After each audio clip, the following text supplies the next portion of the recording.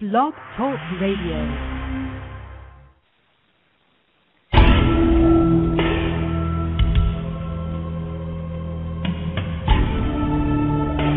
You are now listening to True Murder, the most shocking killers in true crime history, and the authors that have written about them. Gacy, Bundy, Dahmer, The Night Stalker, BTK. Every week, another fascinating author talking about the most shocking and infamous killers in true crime history. True Murder, with your host, journalist and author, Dan Zupansky.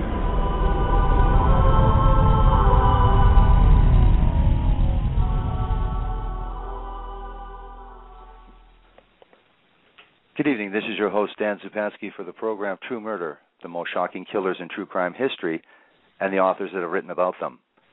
By the mid-'90s, women began disappearing from Vancouver's east side. Street prostitutes, drug users, the most vulnerable and desperate of women vanishing from the streets.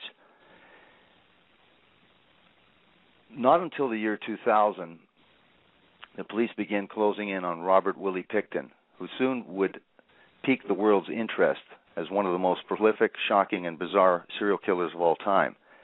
Stevie Cameron, an award-winning investigative journalist and best-selling author, decided to write about and report about this case, and the result was 2 books, The Picton Files and now the definitive, never-before-heard, incredibly shocking story of Robert Willie Picton, his murder victims, the lucky ones who escaped death, the investigators that worked the case, the entire fascinating story, On the Farm, Robert William Picton, and the tragic story of Vancouver's missing women. With my special guest, journalist and author, Stevie Cameron. Welcome to the program, and thank you very much for agreeing to this interview, Stevie Cameron. Thank you, Dan. I'm really happy to be with you. Well, thank you very much. It's going to be a great thrill for me. It's going to be a great program for our audience. They're very much anticipated this program. Absolutely. Now, you're an investigative journalist and very successful author, having written about Canada's Prime Minister, Brown Mulroney, and his years in politics, called On the Take and The Last Amigo, a book about Karl-Heinz Schreiber, the German-Canadian arms dealer and part of the Airbus scandal. And you founded a critically acclaimed national magazine, Elm Street. What exactly was it about this case and this story that made you want to write 2 books, The Pickton Files and now On the Farm? What compelled you to write and want to write about this particular case? Well, it actually wasn't my idea. I mean, you're quite right when you say that I was a political journalist, and I wrote, I'm a white-collar crime person. You know, right. I'm interested in corrupt politicians and how they steal and how they hide it and why they do it and where they get it and why they never get charged and why they never get arrested and why they never go to prison.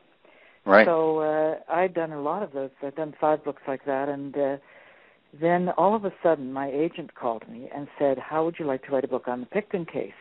And I said, you can't be serious. And she said, yeah, Knopf wants you. Knopf here in Canada, as it is in the United States, is a publishing company owned by Random House. And so it was right. A wonderful, wonderful company. And she said, they would like you to do a book on the Picton case. And I said, I'll do it. And she said, no, that's not what you are. I'm just offering, I have a responsibility to tell you what they want you to do, but this isn't the kind of thing you do, and I think it might be a mistake. I said, no, Linda, wow. You weren't listening. I'm going to do it. And she said, why? And I said, because it's so interesting. Because I said, I feel, I just can't believe my luck. And she finally acquiesced, and why did I do it? Because I'm interested in criminals, and I got awfully tired of working on ones who never went to jail.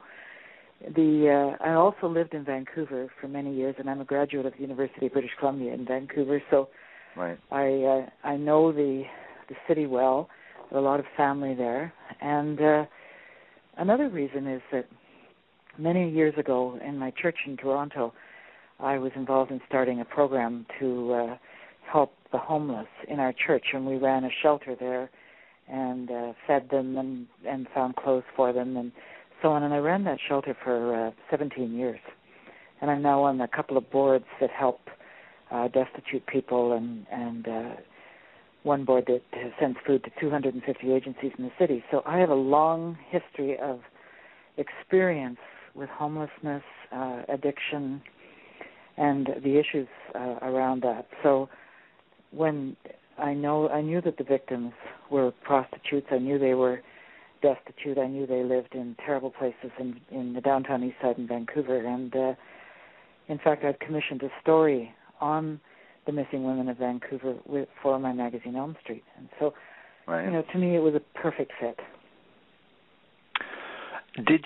What did you initially anticipate you would learn from this case, especially considering, well, I don't want to jump ahead, but just considering what you eventually learned about the entire thing? Was there something that you initially anticipated you would learn from this, especially given the great information you did learn? Was there maybe a little naivety in the beginning, maybe something that... I was totally naive. You're right. I mean, I didn't know how long it was going to take, and, I just jumped right into it. To be fair to myself, I didn't jump right into it. I spent 4 or 5 months reading everything I could get my hands on. I thought, I'm not going out there till I know what this is about, until I've assembled a list of people to talk to. And I brought a consultant in right away, a man called Ron McKay, who was a retired Mountie or RCMP inspector in Canada. And he was the first Canadian to go to Quantico, the FBI headquarters, where they teach people about serial killers, and that's where they train the profilers. Right. And so Ron was the first Canadian to go there, and they took one more, who's also a friend of mine, the following year, and then they closed the program to foreigners for financial reasons. But he was very helpful in suggesting people to talk to. And so finally, when I felt, I had a long list of names and I understood the story pretty well, and they had arrested Picton. They arrested him in February 2002, and I finally went to Vancouver in August. It took me that long to really wrap my head around the story and do the research. So I went to Vancouver in August, and by that time I had lined up a lot of people to talk to. And from that time till now, I've lived there part of every year, sometimes as much as 2/3 of a year, sometimes just half a year. And because this thing has taken 8 years. Right. Now, your incredible book starts with someone named Bill Wilson. And who was he, and what did he discover, and what was especially unusual about what he did discover and showed police? Well, Bill Wilson testified at the preliminary hearing, and that's how we got his story. He also testified again at the he didn't. He testified in the trial. Right. He was sort of a whittler. He sold birdhouses and whirligigs and so on. We called him the whirligig man. Mm-hmm. He sold these on the roadside near a town called Mission, and that town is probably about 20 miles from the Picton farm, which is again about 25 miles east of Vancouver. So if you think of one road that's a long line, there's Vancouver, and then there's Picton farm and Fort Coquitlam, and then there's a place called Mission, and there's a river there that goes into with a big slough, and he found the skull of a woman in the slough. And he reported it to the police, rather reluctantly because he had a criminal record himself, and he was a bit nervous about that. But they overlooked that. They took the skull into Vancouver, and they tried to find out who it was. It was the skull of a woman, and it was really only half a skull. It had been sawn in half vertically. And that skull, they did a drawing of they reconstructed the face. They published that face on posters, and nobody recognized her. She was part Native Indian and part white, but nobody knew who she was. And so she was Jane Doe. They put her skull in a box and put it in a locker, and it stayed there for years and years. And the reason that Bill Wilson's discovery was so important was that when they did go on the Picton farm and they started finding body parts, they found some of the leg bones of this Jane Doe on the farm, and they also found skulls that were cut in the identical way. To dispose of them, he cut the skulls in half, and he had thrown her skull into the Mission Slough, And but to this day, nobody knows who she was. She's the one woman they were not able to identify. I just found it very fascinating that the first police officer, it really didn't, it didn't ring bells or set off bells or alarms in his mind just from the mechanically cut skull, like you say, very kind of unusual, I would think. But you say that police didn't really make much of this.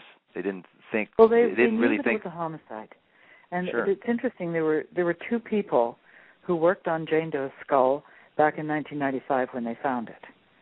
And one was a woman called Tracy Rogers who worked in the reconstruction of the face so that they could put a poster out.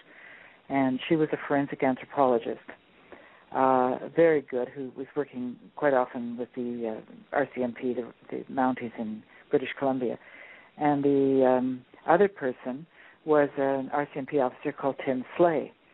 And both of them knew that this was a homicide back in 1995, but they could not find anyone who knew who she was. They could not reconstruct the face well enough so that people would identify her. But both of those people, Tim Slay and Tracy Rogers, worked on the Picton case. Many years later, they were brought back. It was just because it was their job, not because of this skull. And finally, Tracy Rogers was able to match the skull and the bones to this one woman. Right. And Tim Slay worked on this as well. So both of these people. Now, you can tell us the location where Willie Picton's family had property was called a farm, and you talk about it.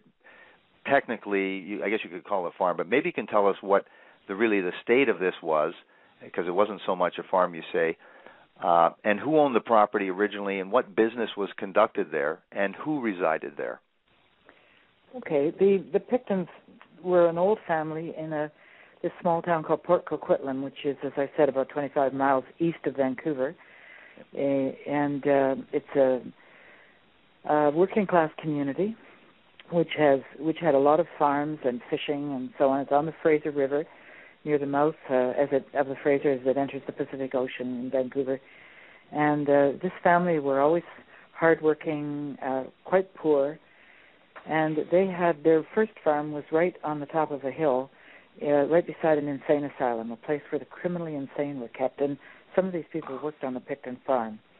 Eventually, they sold that place and moved down the hill onto to a farm quite nearby in this little town of Port Coquitlam. And Willie had a brother and a sister, and the parents worked them very hard. These kids went to school smelling of pig manure. They slopped the pigs 2 or 3 times a day. The animals were allowed in and out of the house, and the children were shunned by other kids in the school because of their smell and their poverty and the fact that they didn't fit in. And Willie was always considered a bit slow. He's actually got normal intelligence, but he sort of talks like Daffy Duck or something. He's got an odd voice, and he's ugly and just very, it was a terrible situation, and these kids were, I'm sure, permanently harmed by this. He certainly was. Now, what was Willie Picton and his life growing up through your investigation? What was it really like? Well, it was very tough. He kept saying he had a hard life. Willie Picton's one of these people who loves to talk, but he always tells the same story. And one of the stories he tells is about how he was given a baby calf to raise, and it was a pet. And one day he came home from school and he couldn't find the calf, and his mother told him fairly briskly that he should go to the barn. He went to the barn and found his calf had been slaughtered and was hanging from a hook in the barn. And he tells that story again and again and again. It was obviously a terrible experience for him. Right. He said, well, that's what happens. But he had that kind of thing happen to him many times. And one of the worst things that happened was the time his younger brother, Dave, had just got his driver's license and hit a young neighborhood boy on a road outside the family farm. He ran home to tell his parents, and his mother told him to take the car. His mother and father told him to take the truck. It was actually a truck, to the garage and get it repaired. There was a dent in it, some scratches. There was, there were some problems with it because of the accident. And the mother went out to the place on the road where the boy was lying and rolled him into a deep slough of water beside the road where he drowned. Wow. And so, that the Dave Picton was, there was the assumption that Dave Picton had just had a bad accident, and his license was taken away from him. He wasn't allowed to drive till he was 21. Nobody realized for a long time that the mother had actually rolled the body into the. He was still alive when he was hit by the car, and the coroner said later he would have lived, despite the injuries when the truck hit him. He would have lived. So I tell you that story, Dan, because that is the kind of family right. that he grew up in. And his brother and sister made great successes of their lives in business, even though his brother was a Hells Angels wannabe, and but they became very wealthy, and they started selling off the farm property after their parents died, and they had a lot of money. Willie Picton is a serial killer who was also a millionaire. Yeah, incredible. You talk about the Hells Angels a little bit, not to really involve them in this at all, but just certainly that in terms of proximity, the Hells Angels were down the street. They had some parties, and then you talk about Piggy's Palace and the Good Times Society. Tell our audience a little bit about the Hells Angels, the parties, and the relationship they had with the Pictons, and Picton's idea of kind of capitalizing on their property, and as I mentioned, the Good Times Society that they set up at Piggy's Palace. Well, in those days, this would probably be in the early 90s, Dave Picton, the younger brother, very shrewd businessman. He had a business hauling soil, and he also did demolitions of old buildings, and he had all kinds of irons in the fire, and he kept all his trucks and so on on the farm property. Willie, in the meantime, was making a living doing odd jobs, but basically running a pig slaughtering business. He had pigs right. and so on. But they had lots of money because they were selling off bits and pieces of their farm for development. And what's very strange about this is if you picture a narrow strip of farm, well, it's not even farmland, it's like a junkyard, frankly. Now 14 acres left, surrounded by tract housing. That's basically, and across the street from their place, the two things. One was the Hells Angels clubhouse, and the other one was a massive mall development, and they faced directly on a Home Depot. Right. So it's very weird. And down the end of their road, they bought more land, and that's where they built Piggy's Palace. From Dave's demolitions, he took a bar in a hotel, and he moved it to this barn, and they had parties there. They brought in bands, they had food, and it was raided several times by the police, but a lot of local politicians loved going there, so they were sort of protected.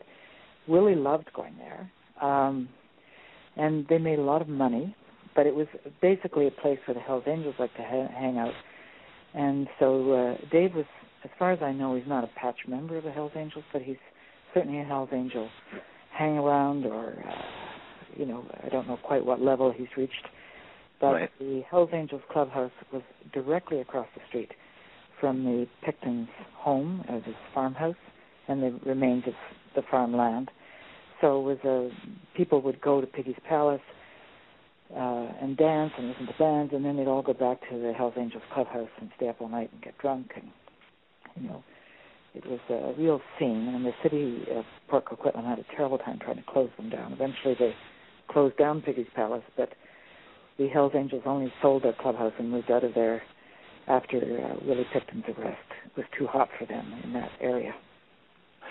Now, did Willie Picton was the sole person that resided at the property, though, even though that David Picton, his brother, and his sister Linda Wright were actually co-owners of this property as well? But was it Willie primarily that stayed on the property? Well, his brother was there for a long time, and the two brothers lived together for a long time after their parents died, and Dave's girlfriends who came, and, he had a series of girlfriends who came, and, the first one, he had 2 children by her. They all lived together in this house. But Willie and Dave fought all the time, and finally Dave kicked him out, and eventually they bought a trailer. First of all, it was a little motor home, and then they bought a trailer. And so Willie lived in the motorhome at the back of the property for a while, a couple of years, and then he bought a trailer and they put it on a cement pad, and he lived at the back of the property. And he was at the back of this back of a sort of rectangular strip.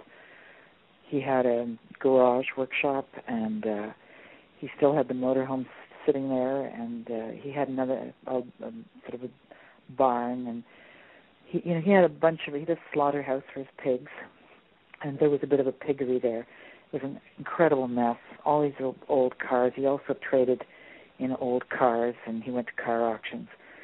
So he could fix anything. So he was basically living on the same property as his brother, but he was at the back. And then just before, a year or two before his arrest, Dave moved out, bought his own home down near about a mile away, and so Willie was alone there. Hmm. Now, you speak about Willie's relationships. You talked to he was a guy that was kind of weird, considered creepy. He had some money. He was very dirty. His hygiene had a lot left to desire. What was Willie's sex life? What did it consist of? He didn't much have many relationships. So, what did his sex life consist of? What was he really like? Well, I talked to people who knew him well, and he had great desires, but nobody wanted to go out with Willie. And he patronized a sex shop in Port Coquitlam, where he bought a great deal of sex, what in Canada we politely call sex toys, dildos, but he bought a lot of really awful things, furry handcuffs and restraints. He bought zap straps, all the tools of serial killers. We now have this incredible story going on in Canada right now. The man was convicted today, a colonel in our military, who is a serial killer and killed 2 women not far from here. And again, those zap straps come into that story as well. But Willie was like that, and I think he was starting to murder women from 1995 on, because he certainly murdered Jane Doe, and her skull was found in 95, and it was a fairly new skull. Right. So what he did, because he had so much money, and because no woman in her right mind would go out with him, he would drive to the downtown east side of Vancouver, which is famous around the world for the saddest, poorest, most addicted women. It's the poorest postal code in Canada. And they would be wandering the streets and looking for business, and he'd pick them up in bars or on the streets and take them back out to the farm.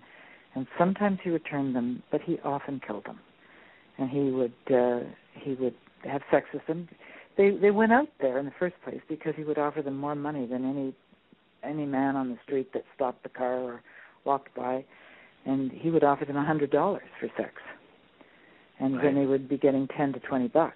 So, of course, and he would offer them all the free drugs they wanted. So they would go out to his place, and nobody knows quite why he brought some of them back and why he murdered some of them. Who knows what those choices are? And some women were able to talk their way out of being killed, and one woman fought him, nearly killed him, and she did survive. Now, you talk about how he was able to get women to come out to this remote place with him, even though he was creepy, so he offered drugs and probably picked on people that had drug problems, but he also had some assistants. He had a couple, I found this incredible, other drug-addicted women, Jeana Houston, you have a Donna Taylor. What were their role in actually helping Willie Picton find women? I thought this was fascinating. What they did was, Jeana Houston actually lived in Port Coquitlam, and she befriended him. He paid her close to $100,000 over a few years, basically for her drugs and for her groceries. He always had a kind of non-sexual relationship with a girlfriend that he never harmed, and one of them was a woman called Lisa Yelds, whom I am still close to. She was one of my best sources for this case, and she was one of the women that he was very fond of, and she was a neighbor. But the other two, she never brought any women to the farm for him to kill, but the other two did. Donna Taylor was, the woman who replaced Lisa Yeltsin was Jeana Houston. The woman who replaced Jeana Houston was Donna Taylor. And both of these women would go to the shelters and the drop-ins that the prostitutes and addicts in the downtown east side would use. For example, First United Church, a wonderful community center and church in the downtown east side, had a drop-in for these addicted prostitutes. And Donna Taylor and Jeana Houston would go there and try to talk women into coming out to the farm with them for fun and for drugs. And Willie's a great guy. And quite often these women were so desperate they'd go. And they didn't come back. Now, we never heard any evidence that Donna Taylor or Jeana Houston helped him kill these women, but they certainly lured them out to the farm with promises, as I said to you already, of drugs and money, and once in a while he'd return them. But Dan, he killed so many. I mean, in 1997, 2 years after that Mission skull was found, 13 women in the downtown east side went missing. And we're convinced that he wasn't charged on all 13 that year, but we know he killed those 13. Wow. Now, did you talk about Donna Taylor and Jeana Houston, whether it was evidence or not, do you believe that you say they didn't actually assist him per se, but do you believe that they knew these women's fate? Was there any evidence, or at least could you assume that they actually knew that something had happened to these women, that they didn't? Were they privy to that information?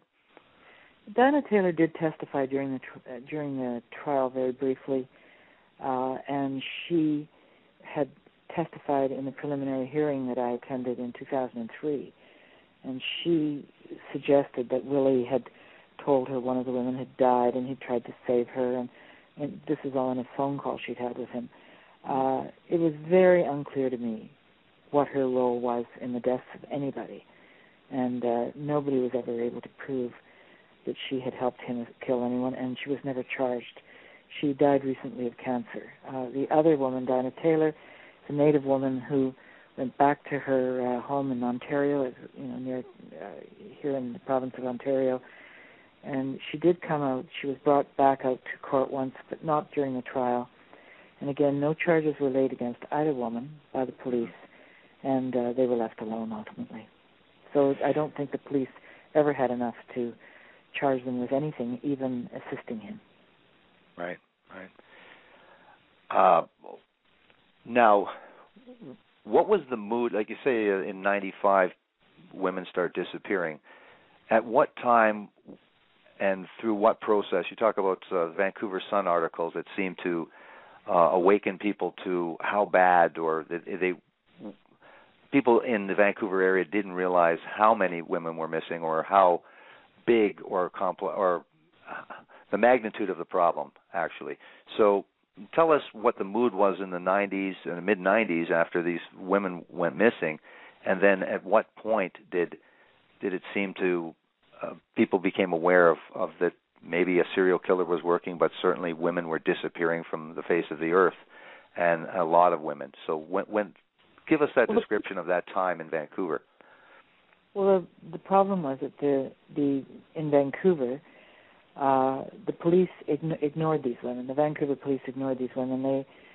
Their families would say, my daughter's disappeared, my sister's disappeared, and I'm talking basically about the mid-90s, up until about 1998.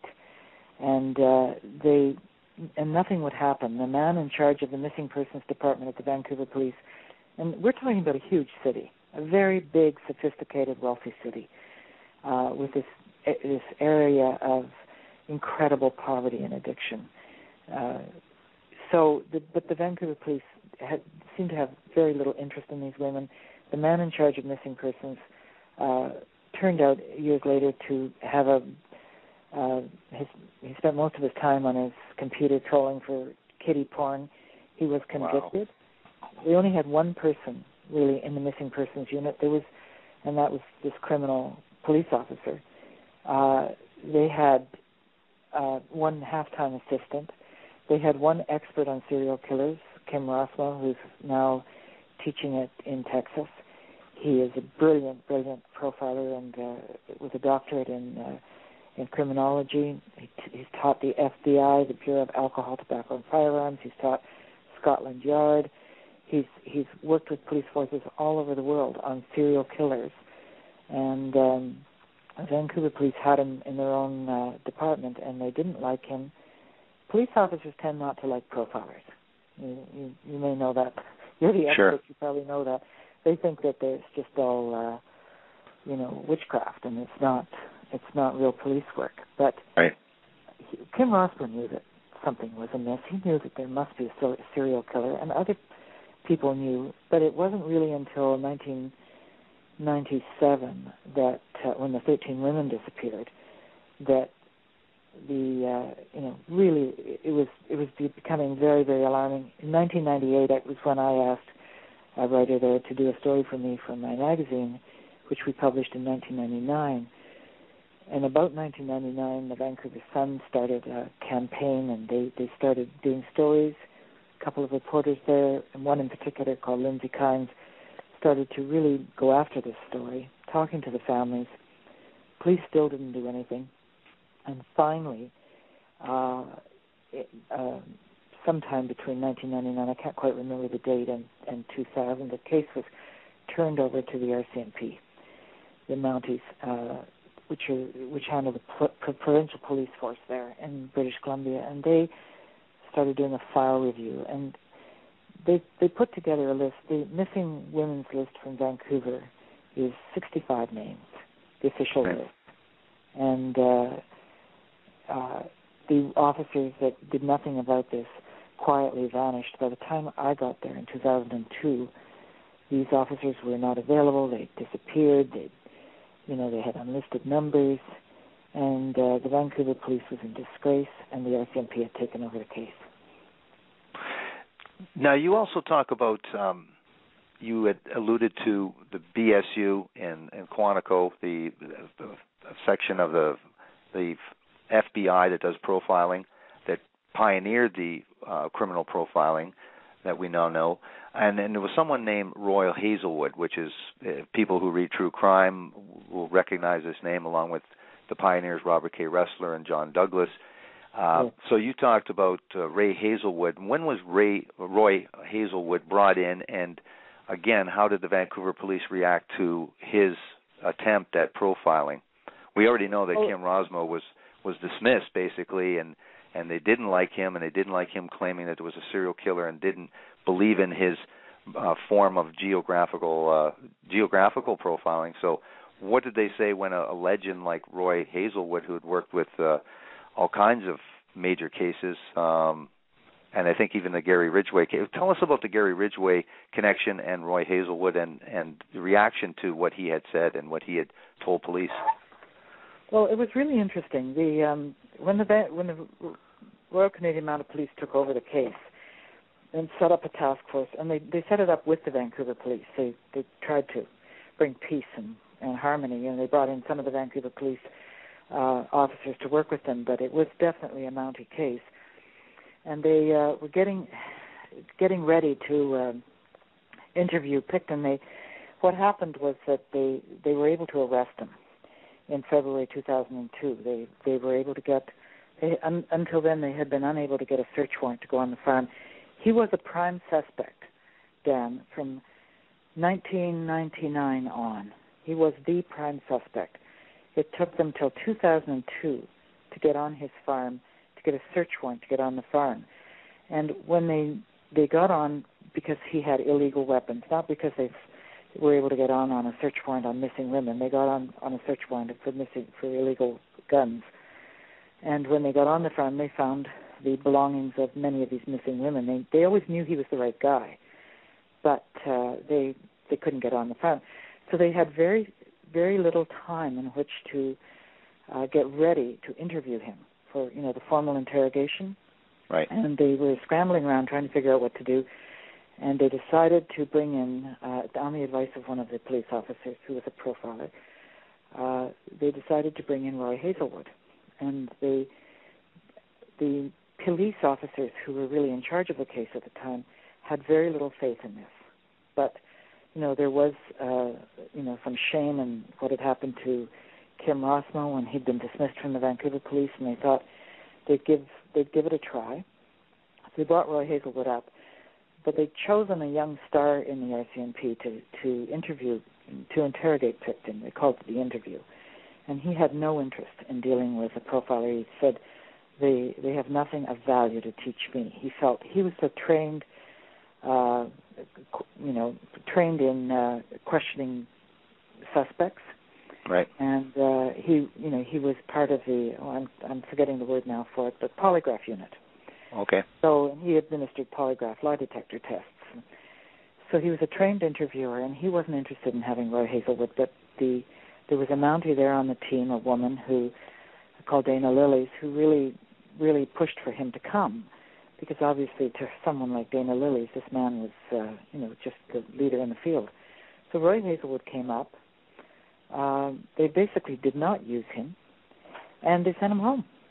And one of the things that happened was that he told them not to rely on Picton's conscience. They said, he said to them, don't think he has a conscience. Don't appeal to his conscience, to his right. sense of conscience or anything like that. That's not going to work. Basically you appeal to his ego. Exactly. And what a great guy he is. So sure. Almost the first question that the Canadian officer asked him after Roy Hazelwood went home without being properly used, or I think he was only there a day and a half or 2 days, they drove him to the airport and sent him on his way.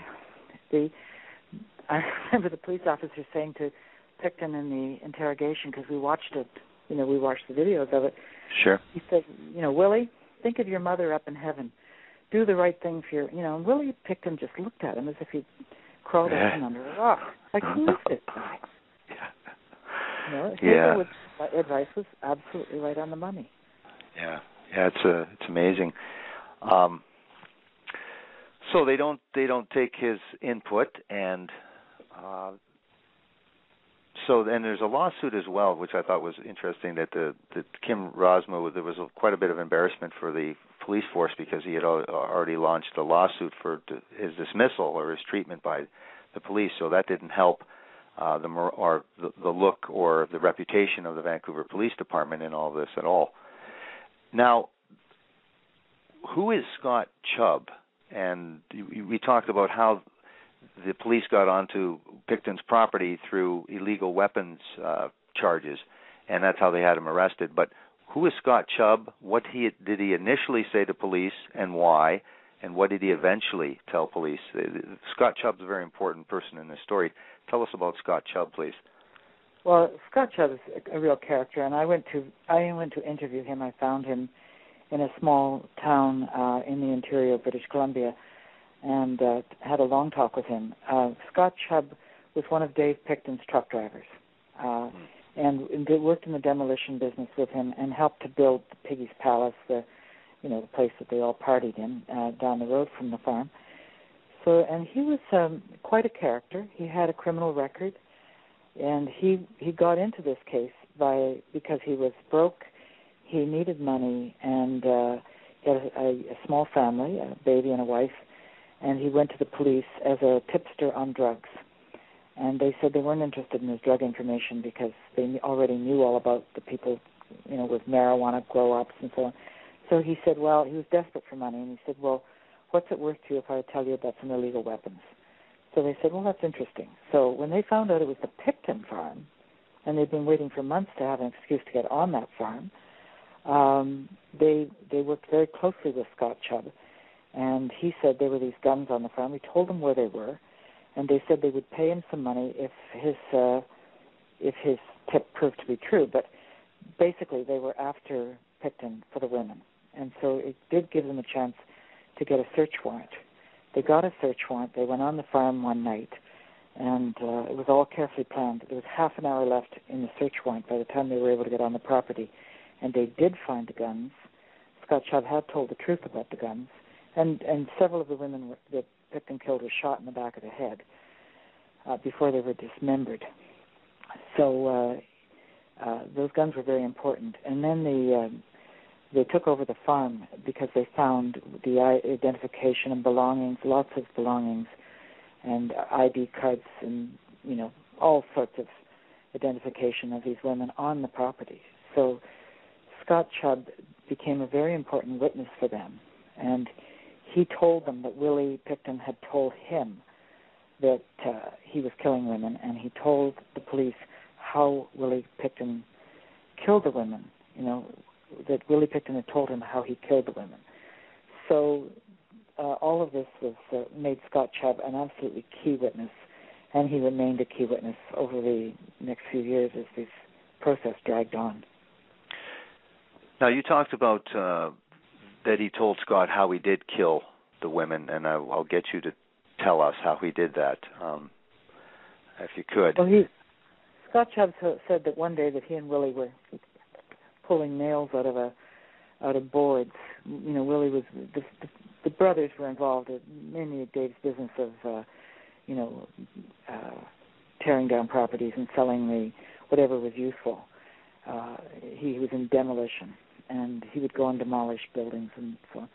So Willie and Scott Chubb were working one day pulling nails out of some wood, and Willie decided to entertain himself by telling Scott about how he killed women. It was just bizarre. And he said he what he would do was, after they had sex, he would get them out to the farm, pay them, and they'd do some drugs. And Willie never did drugs. Willie never even had a cup of coffee.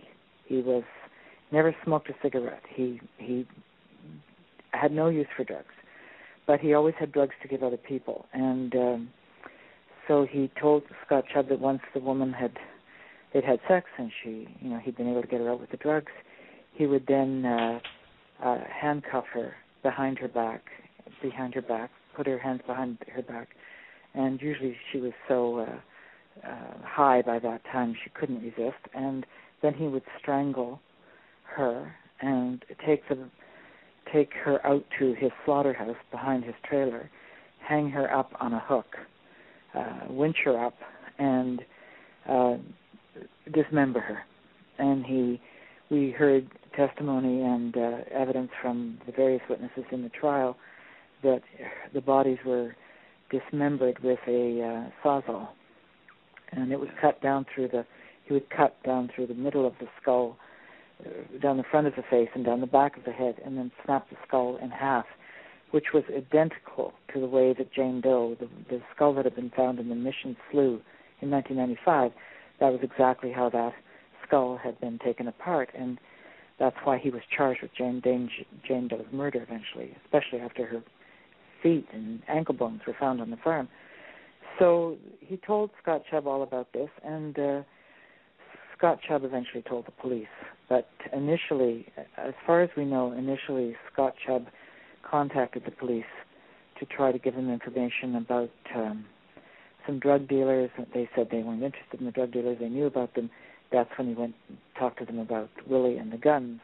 And then later he told them about the Willie and the way that he talked to him about killing these women. But there's been a lot of doubt about that. I mean, we wonder whether the police didn't know about Scott Chubb, what Willie had told Scott Chubb earlier than that. But we have no way of knowing that. I'm just telling you what emerged at the trial. Right. Now, the other part of this, too, is Scott Chubb had talked about the plot that Willie had said to him that he wanted to silence someone named Lynn Ellingson. And so then there was rumors that had reached police that she had told friends about her witnessing Picton slaughtering a woman in that same slaughterhouse/barn. And but there was, so explain that. There was rumors, police went and questioned her, then she denied anything like that, and then Scott Chubb talked about that Willie Picton had mentioned to him that he might want to have Lynn hurt. So tell us about this whole fascinating aspect. This is another bizarre chapter in this crazy story. Well, it's funny, Dan. I have a feeling that this story sounds very complicated and huge, and nothing connects to everything else. But it all does connect, because Oh, absolutely. And really, the cast of characters is not so small. I mean, it's fairly small. What happened was that Lynn Ellingson was an addict who was living out in the Port Coquitlam area, and she met the famous Jeana Houston in a recovery house. You know, she was trying to clean up her act and kick drugs, but she had no place to go when she left this recovery house, and Jeana Houston was there as well. So she said, "Well, I have a friend called Willie Picton, and he has room at his place, and I'm sure you could go there till you find a place to live." And Lynn Ellingson had no other place to go. And I got to know Lynn Ellingson a bit, and I certainly saw her at court over the years. And she, the good-looking woman, intelligent, very, you know, in many ways quite appealing, but she had a terrible addiction that she simply couldn't kick, and she would do anything for drugs. She went out to the farm. She was one of the women that Willie never hurt, you know, was one of the sort of girlfriends that hung around the place. There are many like that. And so she lived in his trailer at one end of he had a big trailer, and she had a bedroom at one end, and he had a bedroom at the other. And she lived there. She helped him with she kept the place clean. She did some cooking, and she took all the orders for soil and cars, anything else, anything people wanted from Willie, whether they wanted a butchered pig, you know, from his freezers, or whether they wanted him to fix a car, whether they wanted soil from the soil business that they had, you know, spreading fresh soil on people's gardens. So she would help with that. And one day Willie asked her if she'd mind if he went into town to get a girl, a prostitute, and she went with him because he promised her drugs. They went into Vancouver's downtown east side and picked up a woman and brought her back. And Lynn Ellingson testified that she went to one end of the trailer with her drugs. It was crack cocaine, and settled down with her crack pipe. And Willie went to the other end of the trailer with the woman. And later on, she heard a scream. She was completely stoned. She didn't know, you know, really where she was or what she was doing, but she looked out the window. She knew that the scream had come from outside. She looked out the window and saw a light in the barn, which was the slaughterhouse. Went out there and saw the woman that they picked up in the downtown east side hanging from a hook. And Willie was starting to cut her up. And Willie threatened to kill her, and he made her promise that she would never tell what she'd seen. And she fled from the farm as soon as she could. I think it was the next day she got someone to come and get her. And later on she talked to the police about it. But she was talking to the police in 1999 about this, and it took till 2002 for the police to get on that farm and arrest him. Incredible. I know. It just seems unreal to me that it took so long. And I mean, that's what I was writing about. What was happening during these years? What was the problem? Why were they not getting out there? And there was a police officer in Vancouver who had talked to her and believed her story, but they couldn't get anybody else to take an interest or believe it, and they also couldn't get a search warrant to get on the property. The regional Crown prosecutor, which is what they call them here, I don't know what the equivalent would be in the United States, but you know, the district attorney, I guess is what you call it, district attorney, wouldn't give them a search warrant to get on because he said you don't have enough evidence. This is a serious thing. We can't issue a search warrant when we only have the word of an addicted woman who was probably too high to know what she was talking about. Yes, I found that aspect of this just incredible, that she was discredited because she did drugs. But it seemed to be, not that this is evidence itself, but if you were to apply any kind of logic to it, why anyone would testify to that, why anyone would make up a story like that. And there was certain, when Scott Chubb talked about certain things, at least it was backed up by evidence that the police found, so it at least corroborated the story to a certain degree. Now, when we spoke initially, you said there was an incredible amount of forensic evidence, and this case was primarily about that, to be able to convict this person. Maybe you can tell us about what they did find at that farm when they finally did go on there and do the big investigative. I mean, it was incredible the amount of people that were involved and the amount of work that was undertaken at that farm to find evidence. What I would like to know is, because we only got about 9 minutes left, this hour has really gone by, is that how many victims did they actually find there? Because people have heard the number 26, and then there was eventual trial of only 6. So maybe you can tell us what happened in that 26 and 6, how that all worked. They found, when the police went on the farm on February the 5th, 2002, they did find blood and the identity of several women, and they declared the whole 14 acres a crime scene, and they basically took it over, and they dug up the entire farm. They demolished, they swabbed every surface on the property, and they dug up every square foot of the property down to undisturbed soil. They hired 104 students, forensic anthropology students, and it was run by Tracy Rogers, the woman who had looked at that skull, the mission skull, all those years before in 1995. And she is an expert at knowing the difference between human bone and animal bone, because don't forget it was a farm.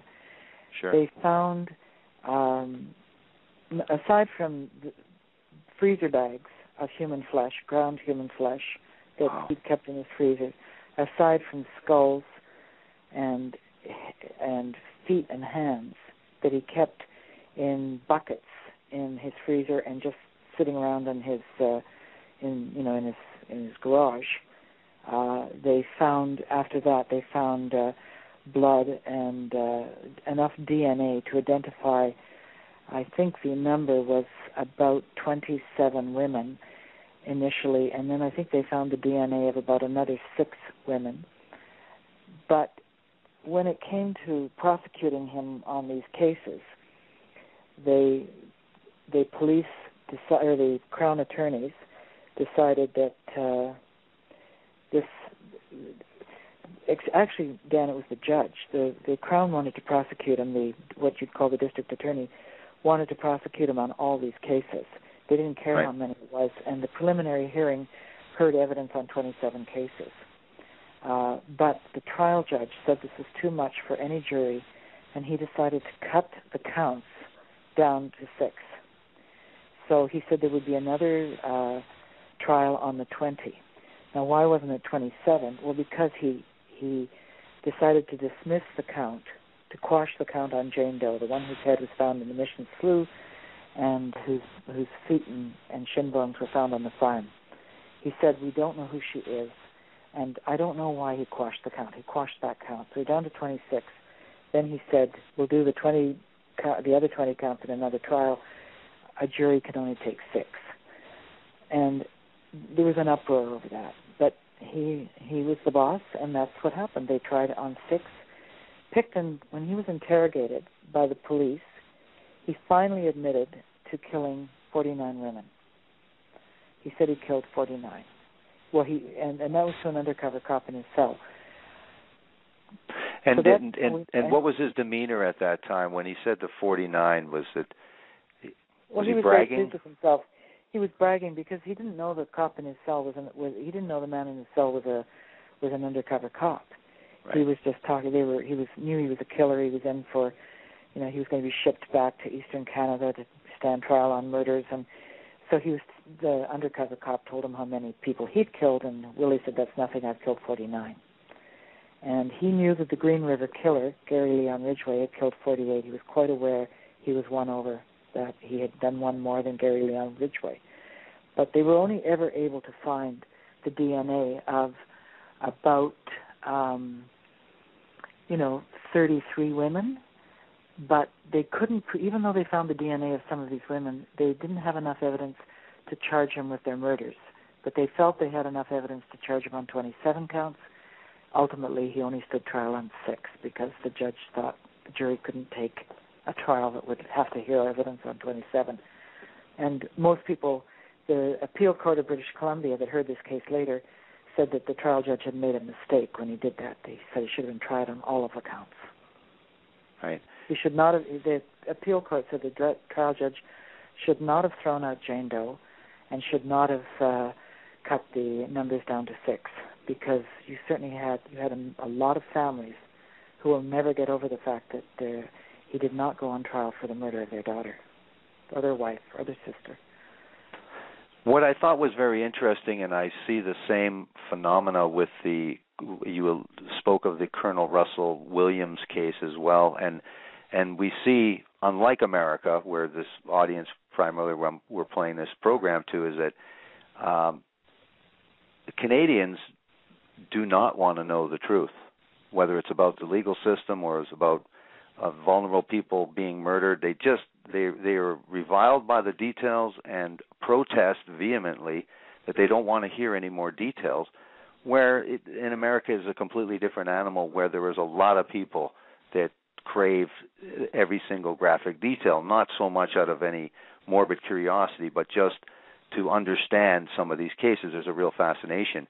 I wanted to ask you about the public's reaction to the Picton case, because, again, it seemed that Canada, very much like the Bernardo Amalco case, but especially in the Picton case, there was a real adverse public reaction to details that were coming out, and the media agencies responded by not publishing or reporting on some of those details. I wanted to know what you thought of this phenomena here in Canada. Well, I thought it was a disgrace. I felt that I felt that it devalued the women yet again.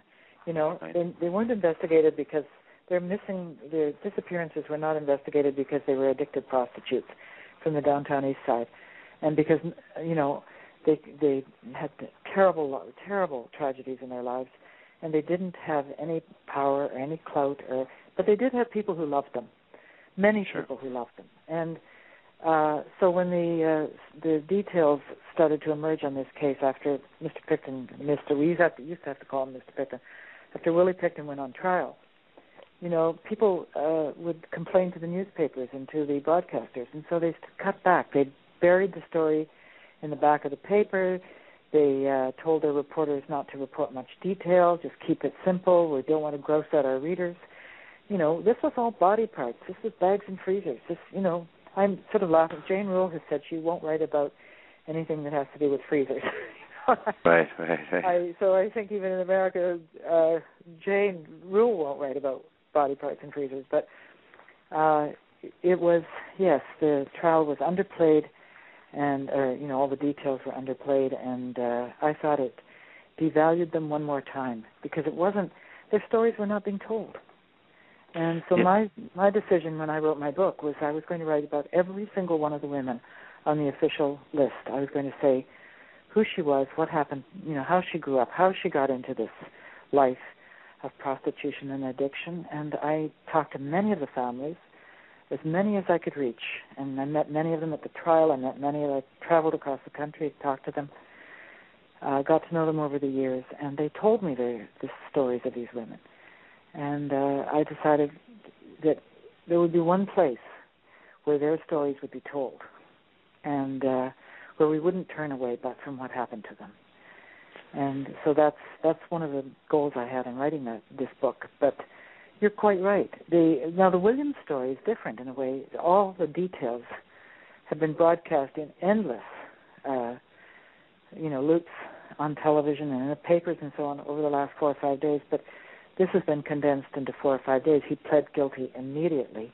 Right. And there was no fooling around on this one. It happened very quickly. Mm-hmm. Whereas Picton was arrested in 2002, and he didn't go on trial until 2007. But it seems like the Picton case, where I found it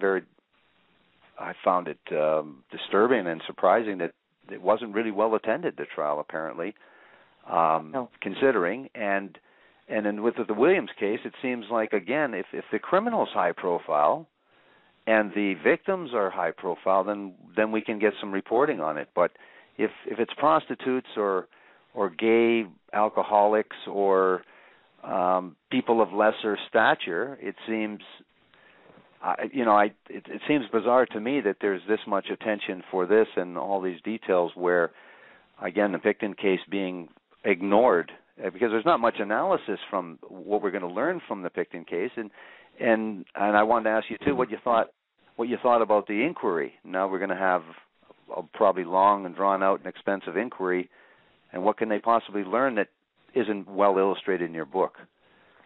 I don't know. I mean, it's very interesting. I was in Vancouver last week, and the man who's in charge of the public inquiry is a very highly respected politician and former judge. But unfortunately, he was the Attorney General of the province who said he didn't believe it would be in the public interest to go ahead with the trial on the 20th. So you have the families who have just thrown up their hands. They say, we don't believe in this public inquiry. We don't think this is a sham. This is the man who said that it wasn't worth going ahead with trying him on the 20th, and that was our daughter was one of the 20. So, he's been undermined by that right from the beginning. So it was an unfortunate choice. And I don't know what will happen, but you're quite right. Russell Williams was a colonel of the Canadian Air Force. He killed two beautiful women. One was worked in the military as well. Lovely women, good families, nice lives, pretty, not drug addicts, not prostitutes, and every single detail has been out there. It's a very odd situation, but I think you've said it very well yourself. It's you can't get enough of it when these women are gorgeous and successful, not when they're prostitutes. I care, and a lot of people care, and a lot of Canadians care, and their families care.